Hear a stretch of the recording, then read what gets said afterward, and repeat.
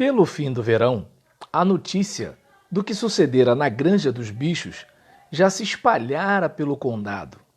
Todos os dias, Bola de Neve e Napoleão enviavam formações de pombos com instrução de misturarem-se aos animais das granjas vizinhas, contar-lhes a história da rebelião e ensinar-lhes a melodia de Bichos da Inglaterra.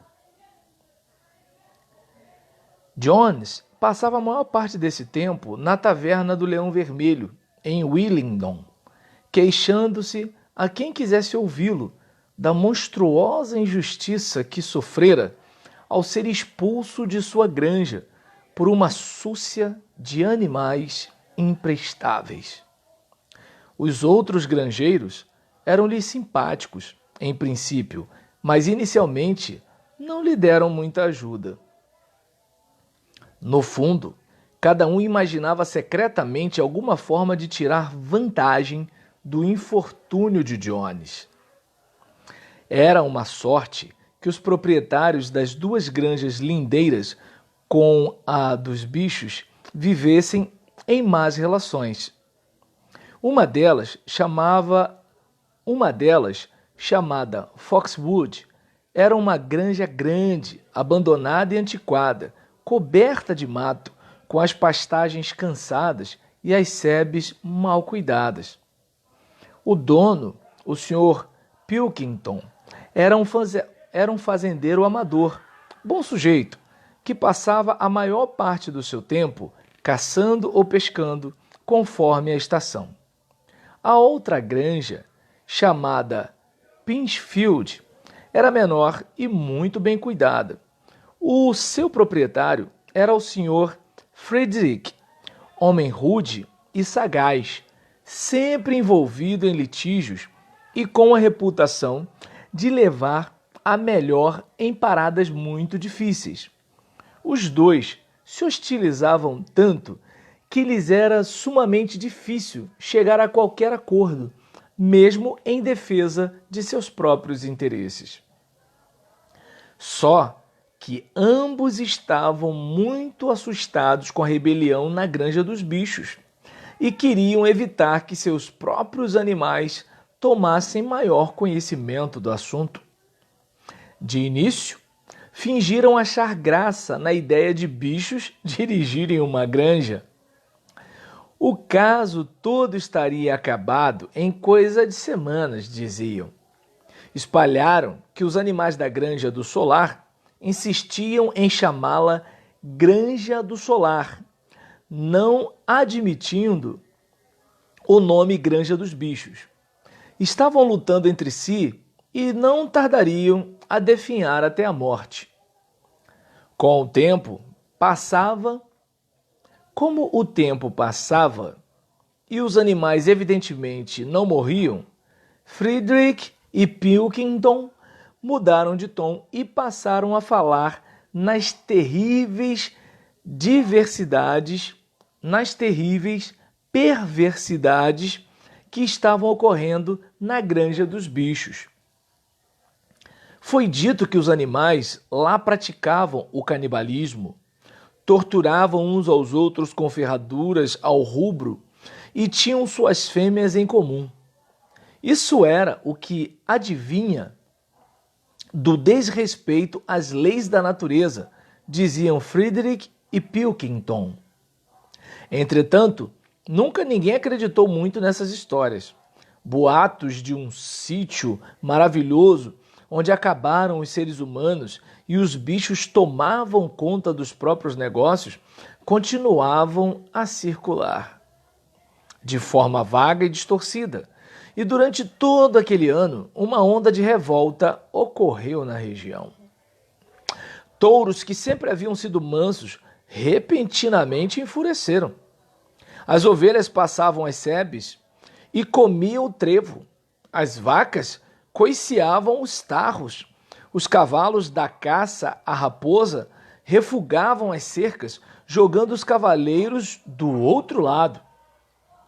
Mas, sobretudo, a melodia e mesmo a letra de Bichos da Inglaterra eram sabidas em toda parte. O hino espalhara-se com espantosa rapidez. Os humanos não aguentavam de raiva ao ouvirem a canção, embora desdenhasse, como simplesmente ridícula. Não dava para entender, diziam, que mesmo animais chegassem ao ponto de cantar aquela droga. O bicho flagrado a cantá-la era açoitado na hora. Ainda assim, a canção irreprimível. A canção era irreprimível. Os melros treinavam-na pousados nas cercas. As pombas arrulhavam-na nos olmeiros e ela pervagava nas marteladas dos ferreiros e no bimbalhar dos sinos das igrejas. E os humanos, ao ouvi-la, tremiam secretamente ante aquela profecia de sua desgraça. No início de outubro, quando o trigo já fora colhido, amontoado e em parte até debulhado, uma revoada de pombos chegou num turbilhão e pousou no pátio da Granja dos Bichos, presa de grande pavor. Jones e todos os seus homens, com mais meia dúzia de Foxwood e Pintfield, haviam entrado pela porteira das 5 barras e vinham subindo a trilha que conduzia à fazenda. Todos armados de bastões, exceto Jones, que marchava à frente com uma espingarda na mão. Era evidente uma tentativa de recuperar a granja. Há muito isso era esperado, e os preparativos eram feitos. Bola de Neve, que estudara um velho livro sobre as campanhas de Júlio César, achado na Casa Grande, estava encarregado das operações defensivas. Rapidamente deu suas ordens e logo cada animal estava em seu posto. Quando os humanos chegaram perto das casas, Bola de Neve lançou o primeiro ataque. Os pombos, em número de 35, voaram em sortidas sobre os homens e defecaram do ar sobre eles. Enquanto os homens debatiam-se com isso, os gansos, até então escondidos nas sebes, avançaram, bicando-lhes as pernas malevolamente. Mas isso era apenas uma pequena manobra de escaramuça, destinada a criar confusão, e os humanos facilmente espantaram os gansos com os bastões.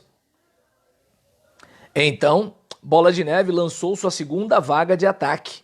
Maricota, Benjamin e as ovelhas, com Bola de Neve à frente, arremeteram sobre os homens, marrando, mordendo e escoiciando-os por todos os lados, Benjamin abatendo-se por trás deles.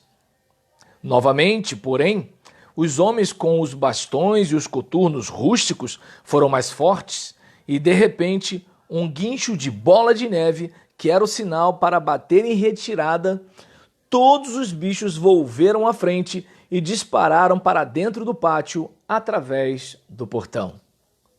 Os homens soltaram um brado de triunfo. Viram, tal como haviam imaginado, o inimigo em fuga e lançaram-se-lhe no encalço desordenadamente. Era justamente o que Bola de Neve queria. Tão logo eles entraram no pátio, os 3 cavalos, as 3 vacas e o restante dos porcos que estavam emboscados atrás do estábulo surgiram-lhes de inopino a retaguarda, cortando a retirada. Bola de Neve deu sinal de carga. Ele próprio correu na direção de Jones. Vendo-o, Jones levantou a arma e atirou. Os projéteis abriram riscos sangrentos no dorso de Bola de Neve e uma ovelha caiu morta. Sem titubear um só instante, Bola de Neve lançou os seus 100 quilos contra as pernas de Jones. O homem foi jogado sobre um monte de esterco e a arma voou-lhe das mãos. Porém, o espetáculo mais terrível entre tudo era Sansão, erguendo-se nos posteriores e dando manotaços com seus enormes cascos ferrados, feito um garanhão. Logo, no primeiro golpe, atingiu o crânio de um cavalariço de Foxwood, prostrando-o sem vida na lama. Ante isso, vários homens largaram dos bastões e tentaram correr. O pânico tomou conta deles e em poucos momentos os animais os caçavam em volta do pátio. Eles foram chifrados, batidos, mordidos e atropelados. Não houve bicho da granja que não tirasse de esforra, cada um à sua moda. Até a gata inesperadamente saltou de um telhado sobre as costas de um peão, cravando-lhe as unhas no pescoço e fazendo o homem dar um berro de dor. Em um dado momento, desimpedida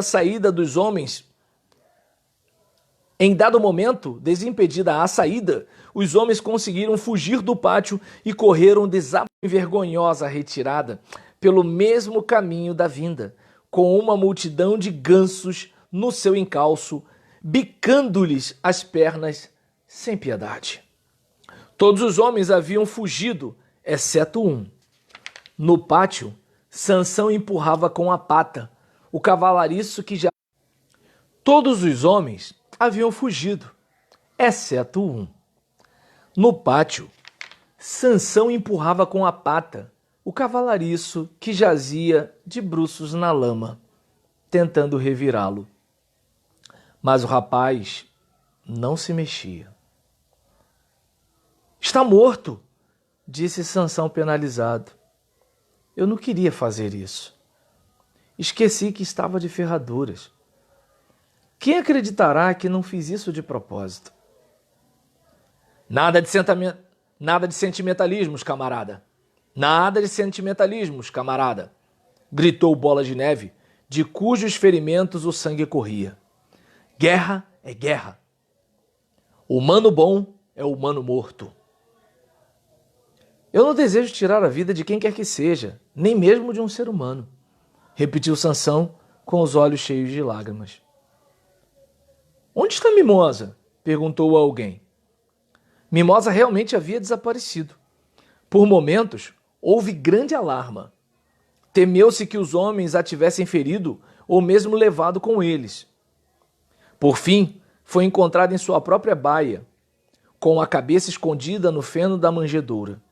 Havia fugido no momento do tiro da espingarda. E quando voltaram, após encontrá-la, foi para descobrir que o cavalariço, que na verdade havia apenas desmaiado, voltara a si e desaparecera.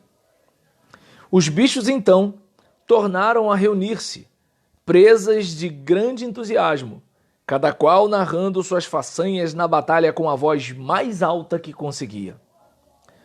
Uma celebração de improviso realizou-se imediatamente.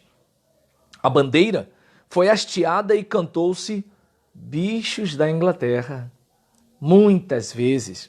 Depois, a ovelha morta recebeu funerais solenes, sendo plantado em seu túmulo um ramo de espinheiro. Ao pé do túmulo, Bola de Neve fez um pequeno discurso, pondo em relevo a necessidade de todos os animais estarem prontos a morrer pela granja dos bichos, se necessário. Os animais decidiram por unanimidade criar uma condecoração militar a herói animal primeira classe, entre aspas, conferida ali mesmo a Bola de Neve e a Sansão.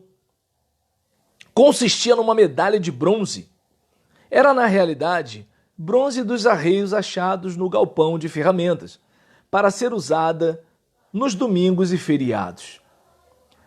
Criaram também a herói animal segunda classe, conferida póstumamente à ovelha morta. Houve muita discussão quanto ao nome a ser dado à batalha. Por fim, ela foi chamada de Batalha do Estábulo, o lugar onde se armara a emboscada. A espingarda de Jones foi encontrada na lama. Havia uma boa quantidade de cartucho na casa grande. E ficou decidido que a colocariam ao pé do mastro, como se fosse uma peça de artilharia. E dariam uma salva 2 vezes ao ano.